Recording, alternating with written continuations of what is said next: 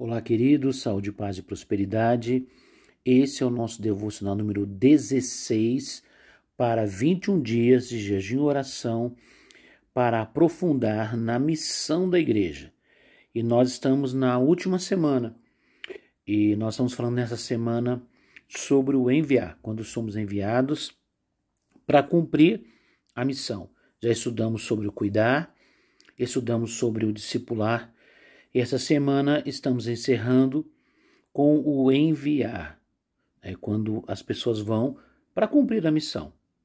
E eu quero continuar com vocês o mesmo texto que líamos esses últimos dias. Ontem eu li João capítulo 15, versos 14 e 15. E hoje eu quero continuar desenvolvendo o princípio com vocês no versículo 16. Diz assim, não fostes vós que me escolheste a mim. Pelo contrário, eu vos escolhi, a vós outros, e vos designei, para que vades e deis fruto, e o vosso fruto permaneça, a fim de que tudo quanto pedirdes ao Pai em meu nome, ele vô-lo conceda. Então nós falamos ontem sobre a diferença entre o servo e o amigo. O servo é aquele que obedece, mas não sabe o que o seu senhor está fazendo. O amigo é aquele que obedece e sabe o que o senhor está fazendo, faz parte desses planos, ele está na intimidade, ele não precisa esperar que alguém lhe dê uma ordem, ele já entende o que o senhor está fazendo pela sua intimidade e ele avança, e ele vai, e ele produz. Então, quando nós lemos o 16, que é a continuação desse texto, quando ele fala de amigos, ele fala, não fostes vós que me escolheste a mim. Quer dizer, muitas vezes falam assim, eu escolhi Jesus. Na verdade, fui eu que escolhi vocês. Eu escolhi vocês com um propósito, para que vocês deem fruto. Ele fala, vos designei, quer dizer, eu vos nomeei. Então, quando fala nomear, é dar autoridade, é dar poder, é colocar numa condição em que alguém possa executar uma tarefa. Por exemplo, alguém foi nomeado secretário do prefeito, alguém foi nomeado um ministro, isso é nomeado, quer dizer, a pessoa passa a ter uma função, um cargo e uma autoridade para resolver situações. Então, ele fala, eu nomeei, eu designei para que vocês deem fruto. Então Deus nos colocou numa posição para que nós dessemos fruto. O fruto já expliquei para vocês, o fruto tem a ver com caráter, mas também tem a ver com servir os outros com os dons que você tem. O fruto também são almas rendidas ao reino.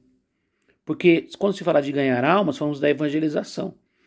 Mas uma alma, ela pode ser alcançada por uma primeira decisão, o primeiro passo, mas depois ela precisa de cuidado, de atenção, como já estudamos anteriormente, do cuidar, do discipular. E para tudo isso, as pessoas precisam ser enviadas, precisam ir. Como assim? É verdade.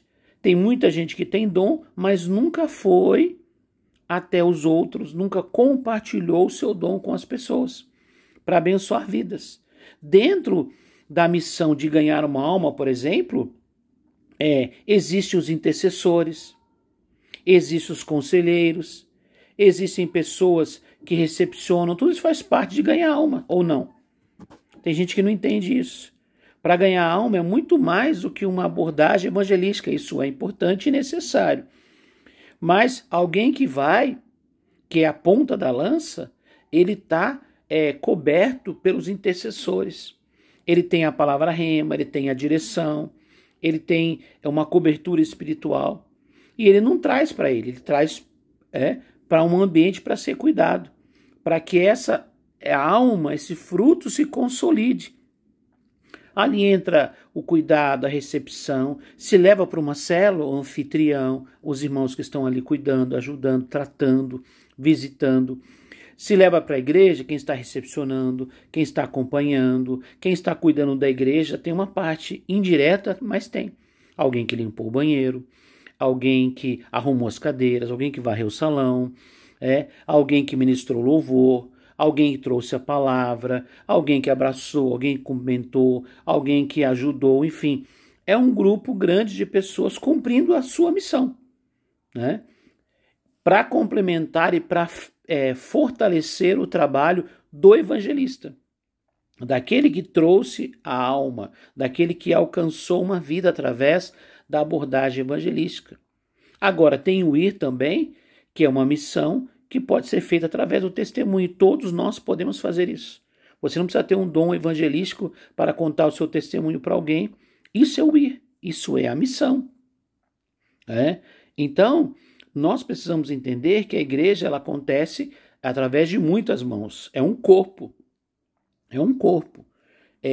Alguém chega na pessoa, mas todo o corpo trabalha para que isso aconteça. Então, Jesus está dizendo o seguinte, olha, vocês são meus amigos. Então agora eu revelei para vocês a verdade do reino, que estava oculta, que estava escondida. Agora vocês me conhecem e conhecem a vontade de Deus. Que tudo que Jesus fez demonstrou para os seus discípulos qual era a vontade de Deus. Primeiramente, em ir até as pessoas, curar, libertar, transformar, trazer amor, trazer carinho, aliviar a carga. É a primeira ação. É a primeira ação, é cuidar daquela pessoa, dar aquela atenção, dar aquele carinho, ajudar a pessoa num processo de libertação, se necessário, de transformação, de criação de novos hábitos. Tudo isso Jesus ia fazendo ali, ele dava uma palavra, ele orava, depois falava, olha, vai, não peques mais. Tudo isso é discipulado, ele ensinava.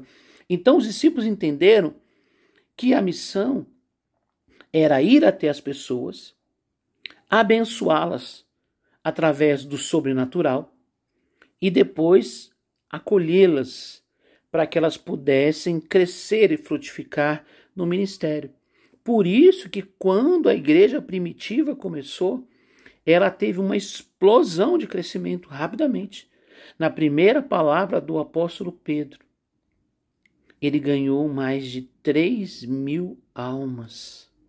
Você entendeu o poder disso? Por quê? Porque aquelas pessoas que estavam lá naquele dia do Pentecostes estavam inteiradas da missão. Estavam sabendo o que Deus estava fazendo, porque eles ficaram orando, esperando a direção. Deus deu a direção. A direção agora é chegar nas pessoas. Eles já tinham visto o exemplo de Jesus. Agora eles estavam recebendo a unção para isso. Eles foram nomeados para isso. Então, agora eles têm todas as condições para cumprir a missão. Jesus jamais vai nos mandar para fazer algo sem nos dar condições de fazer. É por isso que ele falou para os seus discípulos, olha, a minha parte neste momento é morrer na cruz, para preparar a redenção. Agora eu vou voltar para o Pai e o Espírito Santo vem. O Espírito Santo vai continuar a obra. E vocês vão receber poder ao descer sobre vós, Espírito Santo, sereis minhas testemunhas. Então agora tem poder para testemunhar, tem dons espirituais, que Paulo explica tão bem em 1 Coríntios 12, em Romanos 12, em Efésios 4, 11 em diante. Pedro também corrobora tudo isso. Então você percebe que há muito mais do que somente dar um folheto ou convidar alguém para ir para a igreja. Existe toda uma estrutura por trás. E é isso que Deus quer, que nós demos fruto. Que a gente agora, que sabe o que Deus quer que a gente faça, a gente já aprendeu, já viu, já recebeu, agora devemos fazer pelos outros também. Pai, em nome de Jesus, nos colocamos em Tua presença nesse momento e lhe pedimos, ó Deus, que as Tuas mãos poderosas estejam sobre as nossas vidas. Abençoa-nos, Senhor, para que nós possamos cumprir a nossa missão. Fomos chamados para uma missão.